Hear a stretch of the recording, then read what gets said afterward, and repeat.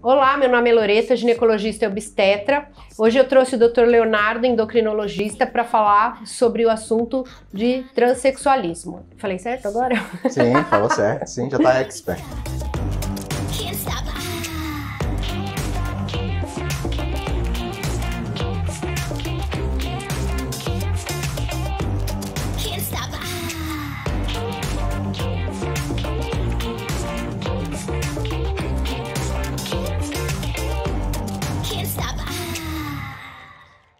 Esse é o Dr. Leonardo, eu queria que ele se apresentasse de novo, porque pode ser alguém novo no canal, então pode falar, Léo. Então, continuando o nosso papo, né, para quem estiver chegando agora, eu sou Leonardo Álvares, sou médico endocrinologista, meu doutorado é com indivíduos transgêneros, então tenho estudado bastante aí sobre o assunto nos últimos 4 anos.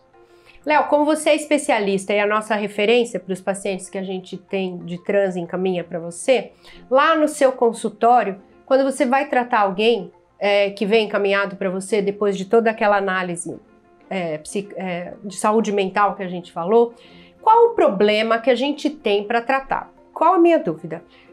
Hoje em dia a gente não pode falar mais em homossexualismo, transexualismo. A minha dúvida é, se eu para tratar alguém preciso ter uma doença para poder ter acesso à medicação pelo SUS, como é que a gente lida, do ponto de vista técnico, não poder chamar mais de transexualismo, tirar isso como uma doença, então o SUS, de hoje em diante, não vai mais pagar esse tipo de tratamento. Qual a sua visão sobre isso, do ponto de vista técnico? Então, polêmica, né? Você tá polêmica hoje, né? Eu sempre sou polêmica. Então, na verdade, sim, existe um movimento muito grande aí, há bastante tempo, eu diria, até de não transformar a questão da identidade de gênero numa doença. Né? Então, existe a ideia de que a gente não chame esse indivíduo de paciente. Muitas vezes a gente, como médico, acaba pela força do hábito, é paciente, né? Mas a gente não usa também o termo tratamento. Então, são termos, digamos, para a gente não vincular a identidade de gênero, alterações de identidade de gênero, a uma doença. Porém, isso é uma via de mão dupla que eu costumo dizer, porque se eu digo que não é uma doença... Então não vou tratar. Do ponto de vista técnico, para eu justificar um procedimento médico, por exemplo, para o Sistema Único de Saúde, eu tenho que ter um código. Tem que ter um código TUS, né? Um CID, na verdade, que a gente chama, né? Que seria um Código Internacional de Doença.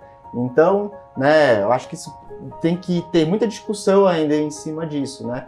Porque se eu tirar do Código Internacional de Doença, como é que eu, médico, justifico o meu procedimento? Frente ao governo. Frente ao governo, ou seja, ou também frente a um plano de saúde. Né? Como é que eu vou justificar se não é uma doença que está passando aqui no médico periodicamente, né? Então, isso tem que ser visto. Eu concordo que a gente não deve patologizar, mas a gente tem que achar um meio caminho, um meio termo para isso. Porque senão nessa luta toda, acho que às vezes alguém pode esquecer, acaba tirando e o convênio não vai mais pagar, assim como o SUS não vai pagar. Tirei, não é mais doença, a gente não pode tratar.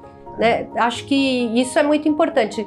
Lá no seu consultório, por exemplo, quando você fez a hormonização e vai fazer o tratamento cirúrgico, você já teve experiência de algum plano de saúde pagar isso para o paciente ou não? Que eu tenha visto, não. Não. De uma forma geral, é feito particular. Hoje, ainda os planos não abordam a cirurgia. Eles fazem, sim, se você precisar passar no médico, aquela consulta ali, o plano cobre. Mas o procedimento cirúrgico não é feito ainda. Então, acho que a luta teria que ser muito mais vinculada a conseguir a cirurgia, o tratamento todo, do que tentar mudar Exatamente. as regras por questões que, assim, se você for ver, a gente sempre tem um professor meu que sempre fala assim, a gente escolhe o que perder para não perder o que não escolheu. Exatamente. Então a gente às vezes tem que perder alguma coisa em prol de algo maior. Eu acho que isso é algo que deve ficar assim como pisca-alerta para quem não entende esse lado nosso técnico de chamar o homossexualismo, no homossexualismo não, né? O transexualismo, o transexual, sem mudar a parte técnica. Exatamente. E se eu quiser usar hormônio, eu cheguei lá no seu consultório, quero usar hormônio, quero virar transmasculino. Que hormônio que eu posso usar? Posso usar injeção, posso usar comprimido? O que você faz? Como você escolhe o que você vai usar? que dose você vai usar? Você usa tudo igual para todo mundo? Como é que funciona isso? Então, perfeito. Então, assim, o transmasculino, a gente vai administrar testosterona, de uma forma geral. Mas eu tenho milhões de testes. A gente tem milhões de testes. O que a gente não faz mais de jeito nenhum Que não usa. É dar teste oral, porque a gente sabe que tem lesão hepática. Tem muita lesão hepática, né? Lesão de fígado aí. Então, pro leigo, né? Que não necessariamente tem conhecimento dos termos médicos. Então, tem muita lesão de fígado. Então, a gente não utiliza. O que sobra para a gente usar aqui no Brasil? Vamos falar de Brasil. Injetável? A gente tem injetável. O injetável ele pode ser de curta duração, que a gente aplica em média a cada 15 a 20 dias. A gente tem que fazer uma nova aplicação para a duração daquele hormônio ali na corrente sanguínea. Para o resto da vida? Para o resto da vida. Né? Porque aplicou 15, 20 dias depois, a medicação já não existe mais na corrente sanguínea. Então você sempre volta àquela dose inicial, entendi. Exatamente, a cada 15 a 20 dias. Existem injetáveis de longa duração, 3 meses, que duram 3 meses, e existe o gel, né, que é uma medicação tópica que o indivíduo tem que passar todo dia em alguma região do corpo sem pelo. Mas em relação a essa medicação tópica, tem um grande negócio de discussão que não pode passar aqui, que não pode pegar criança, né? Tem que ver o horário que aquilo pode transmitir para outra pessoa. Qual é a real disso tudo? É real mesmo, né? A gente tem vários casos aí, por exemplo, de puberdade precoce numa criança, e aí quando a gente vai ver a historinha, é um familiar que usa hormônio na forma de gel. Mas em dose plena, né? Passou. Isso, em dose, geralmente dose alta de reposição, né? E que passou para aquele indivíduo que entra em contato. Então, assim, o gel, ele age através da pele. Então, se eu estou usando o gel em mim para fazer efeitos hormonais em mim, né, é uma coisa. Mas se o meu braço fica encostando em outras pessoas... Ainda mais se é uma criancinha, aquele pouquinho pode ser o suficiente. Pode ser o suficiente. Então, a gente pede para evitar esse contato pele a pele quando o indivíduo passa o gel, principalmente se o gel ainda está melado, digamos assim, molhado, né? Então a gente pede para evitar, porque senão vai fazer um efeito na pele daquela outra pessoa e vai absorver também. Então tem que ter cuidado. E na sua experiência o resultado é melhor com injeção ou com gel? São iguais, porque onde a gente chega é um nível da corrente sanguínea de testosterona. Certo. Então o que interessa é quanto está no sangue de testo. Se chegou lá via injeção, se chegou via gel, não faz diferença. E para os efeitos adversos desagradáveis, acne, calvície, qual que dá mais efeito do ponto de vista imediato, assim, ó, coloquei, dá efeito colateral mais rápido?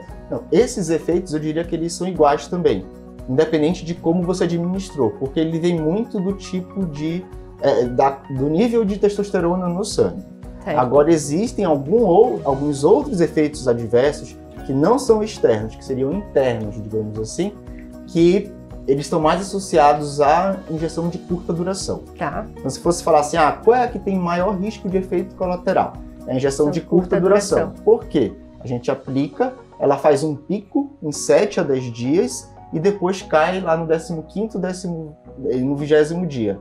Nesse pico, depois do pico, pode ocorrer alguns picos de alterações que me geram mais efeitos adversos. Entendi. Já a injeção de longa duração, a gente aplica faz uma curva e ela vai estável durante 3 meses, então não faz pico, então isso é legal, diminui o efeito adverso. O gelzinho que passa todo dia, a mesma coisa, não faz pico. Faz um piquinho, né?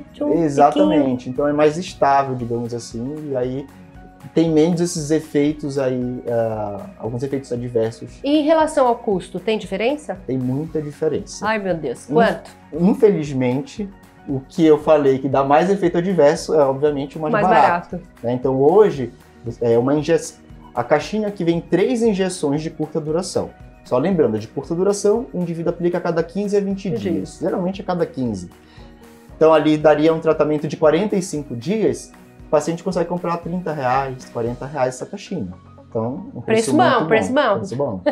Já o injetável de longa duração, que dura 12 semanas, né, 3 meses, ele custa em média R$500, R$600. Tá, se é 500, vai dar uns 180 por mês. Exatamente, isso porque agora já barateou um pouco. Antes era mais caro, era R$700, R$800 essa injeção. E o gel? E o gelzinho, R$200 em média a caixa para um mês. Ah, então sai mais barato tomar injeção, Léo. Então, se você fizer o custo mensal, né, e não trimestral. Isso. Então o gelzinho, ele sai R$200 também por mês, né? O gel, ele vem com um sachê, 30 sachês dentro. Então vai durar um mês a caixa, abre um por dia. E as meninas trans, elas podem usar o quê? Tem um mundo de medicações aí, tá? Só que assim, independente do nome do remédio que aquela menina está usando, tem que saber qual é a base do estrogênio, que é o hormônio feminino. Então a gente sabe que existem hormônios femininos que são melhores, que dão menos efeitos colaterais, porque são mais parecidos com os das mulheres cisgêneros, digamos assim. E existem hormônios sintéticos femininos que dão mais efeitos colaterais. Então hoje a gente já tenta não utilizar sintético. E o sintético tá onde para o povo saber? Tem muito sintético e anticoncepcional, por isso que a gente não usa, né? Além de ser uma dose baixa, para o que a gente quer fazer, mas ele tem uma... Ele geralmente vai estar nesses anticoncepcionais aí. Porque ele tem uma passagem hepática maior, né? Eu sempre explico. É desse tamanho, passa lá 25 vezes, aumenta muito a coagulação. Você teria que usar 2, 3 comprimidos. Aí seu risco de trombose sobe. Exatamente. O que você fala que é igual é o bioidêntico, que é um 17-beta-estradiol, que você passa menos vezes, porque a molécula já é menor, ela fica mais próxima. Perfeito. Mas você costuma usar mais via oral, mais transdérmico, usa injeção, não usa injeção? Então, injeção a gente não usa para as meninas trans.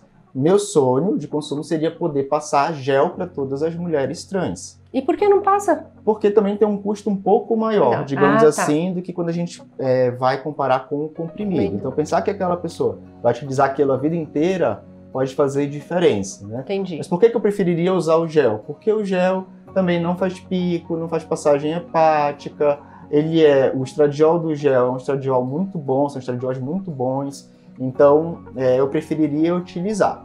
Mas, a grosso modo, de uma forma geral, a gente acaba utilizando o comprimido, que é mais acessível, e a gente tem também comprimidos bons aí que que podem ser utilizados.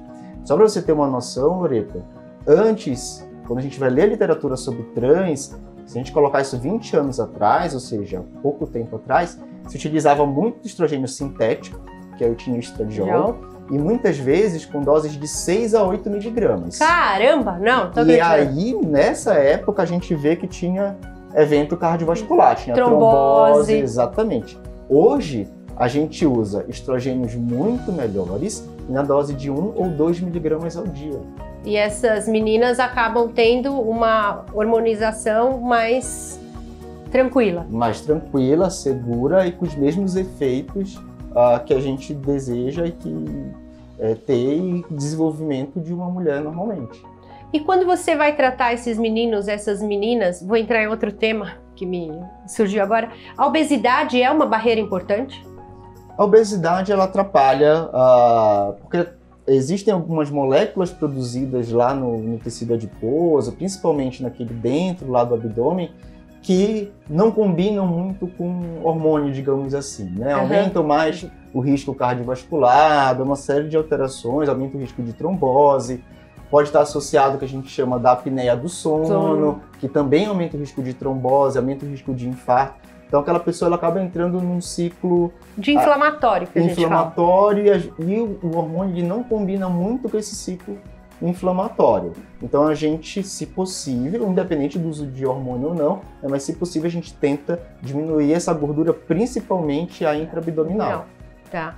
E nessas meninas trans, por exemplo, quando elas começam a tomar hormônio, nasce mama mesmo ou muito pouco? Nasce mama. Mama, assim? Não peitão, né? Peitinho. Faz peitão? Se ela tiver a predisposição genética, um potencial genético. Jura? Achei sempre que era peitinho. Tanto que quando a gente faz a hormonização, a gente vai avaliando a mama dessa mulher trans como a gente avalia das meninas em puberdade, das meninas cisgêneras. Entendi. Tem aquela classificação que a gente usa lá de desenvolvimento de mama, a gente usa para as mulheres trans. E a pilificação da genitália também muda? Muda. Rapidamente? Muda? Rapidamente não. Por exemplo, da mama, a gente espera que se complete o ciclo ali em 2 a 3 anos, mas pode demorar até 5 anos. Nossa, Da bastante. pilificação também, em torno de 2 Sai anos. daquela pilificação que vai para a raiz de coxa e fica mais triangular. Exatamente, Fica assim mesmo, fica então. assim mesmo. Então vai desenvolvendo. E, vejam só, não vou falar que é para hormonizar os adolescentes, Sim. mas quanto mais precoce é essa hormonização, melhor são os efeitos, né? Nesse sentido aí. E cintura? Parece cintura? Olha a curiosidade Parece feminina. Cintura, vai ter aquele padrão de gordurinha feminina, então começa a desenvolver cintura. Ai, gente, então eu não tenho estrogênio porque eu não tenho cintura. Então, vai fazendo exatamente Nossa, igual. não imaginei que fosse assim tão bonita essa transformação. Exatamente. Só o que acontece? Aquela questão do vídeo, do outro vídeo. Do nosso vídeo anterior, que nosso tio pode assistir. Exatamente. Que é da expectativa. Às vezes aquela menina ela tem uma expectativa muito grande e ela não espera completar ali o desenvolvimento de mama e já vai colocar uma prótese. Né? Ai, Então, ferrou tudo. Então assim, o ideal seria esperar, ver até quando vai se desenvolver, como vai se desenvolver e ver se precisa ou não da prótese de fato. E quando essas meninas trans, o cabelo fica melhor também? Quero saber tudo. Fica melhor, pele fica melhor. Se eventualmente, em algum momento, elas pararem de usar o hormônio, elas já falam que o cabelo piorou de novo, que a pele piorou de novo. O cabelo fica mais bonito, tudo. E por isso que eu fiz endócrino, né, Loreta? Porque eu lembro de lá ainda no colégio, do professor falar que o hormônio determina tudo na gente. Né? E de fato é isso. E nas meninas trans a gente vê isso. Tá usando o hormônio, acontecem os efeitos. Parou de usar o hormônio, alguns efeitos diminuem ali, como por exemplo de pele e cabelo que você está falando. E a voz? A voz. Resultado de voz seria melhor também se fosse mais cedo. Mais precoce. Depois disso... Porque a corda vocal já tá grossa, né? A gente não consegue afinar. Exatamente. Da mulher você consegue, que a hora que você dá teste com essa corda, ela engrossa.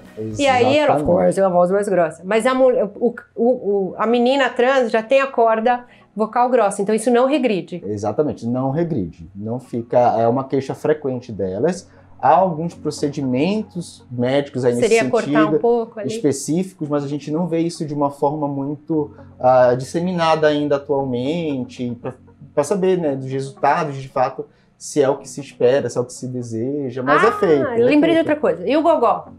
Some? Fica, né? Fica, muitas vezes elas fazem procedimento também. E tira. Para diminuir o Isso é mais comum do que o acesso às cordas vocais? É mais comum, sim. É mais fácil e mais bem sedimentado já na parte médica fazer isso do que, por exemplo, alteração de corda vocal. E TPM? Elas começam a ter mais irritabilidade?